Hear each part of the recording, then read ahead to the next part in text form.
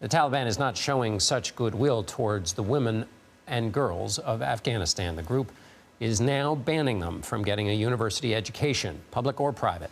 The change is effective immediately. While the Taliban called it a suspension, it gave no indication whether that suspension would ever end. When the Taliban retook control of Afghanistan in August 2021, it promised to be more moderate in its rule. But since then, they have, among other things, banned girls from attending school past the 6th grade, barred women from most jobs outside the home, and ruled that women are not allowed to travel alone. For more on this, I'm joined by Ramita Navai. She is an investigative journalist, and she made the PBS Frontline documentary Afghanistan Undercover and No Country for Women on ITV, which exposes the reality of life for women living under the Taliban rule.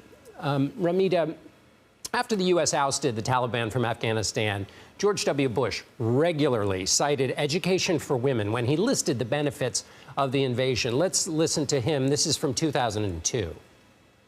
The last time we met in this chamber, the mothers and daughters of Afghanistan were captives in their own homes, forbidden from working or going to school. Today, women are free and are part of Afghanistan's new government. President Bush said this again and again at the State of the Unions and for the rest of his presidency. At this point now, has Afghanistan essentially reverted to where it was in 2001 or even before that? Yes, it has. It absolutely has. And you mentioned that the Taliban talked of women. It was their very first press conference when they took power, which I think is significant because they know that the world is watching when it comes to women's rights. We just saw how George Bush started this off. And of course, that was all talk. It was a complete farce. They wanted to show the world that they had changed, but they hadn't changed at all. And give us an understanding. There are women who are at university right now in Afghanistan. There's a whole generation who grew up with the promise of an education. How do you think this will hit them? Oh, my God. I mean, well, I can tell you exactly how it's hit them. First of all, there's been an absolute loss of hope. So for the last 20 years, as you say, women have been very visible in Afghanistan. Women have had jobs. They've had jobs in government. They've had jobs throughout the whole country. They have been educated, and this has completely been taken away from them. They are now, in effect, prisoners in their own home. We've seen an encroachment of their rights and of their ability to actually to be mobile, to leave the house in the last few months.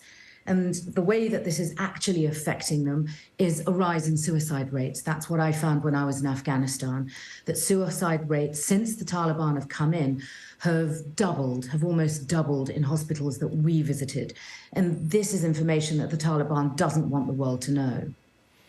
And the Taliban is at the moment suffering from extreme rates of poverty and is in a destabilized state. Help us understand how those conditions clash up against this. I mean, are they trying to take control of what they can, which is these kinds of laws, while they are unable to fix the other problems? How do those two things interplay?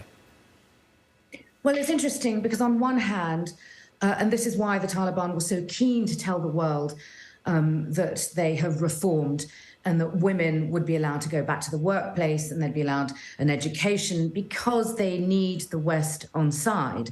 So they're desperate for aid money. As you say, the economy is in an absolute mess. People are starving, and they've got billions of revenue stuck in the US. So they need this. They need to persuade Western diplomats who keep saying, listen, we will start negotiating with you once you promise that women can go back to education. I think something else this shows, which is really interesting, is divisions within the Taliban itself. So I think there are Talibs who are more reformist. However, they're coming up against the fundamentalist group of the Taliban who absolutely want to stick to Sharia law and want to revert to what it was like 20 years ago. The U.S. has already announced sanctions in October over the Taliban's treatment of women. Is there anything further that can be done on the sanctions front? And also, is there any route out of the country for women who are at university now and who are don't know what to do, that feel that sense of hopelessness you talked about?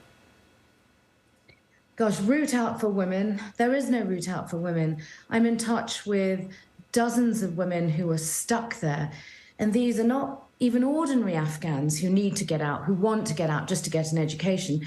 These are Afghans who are known to the Taliban, who are being monitored by the Taliban, who are in imminent danger and they can't get out. There are thousands of Afghans on evacuation lists, and these lists are simply not happening. So that's almost an impossibility. Ramita Navai, thank you so much for being with us this evening. We're very grateful. Thank you for having me.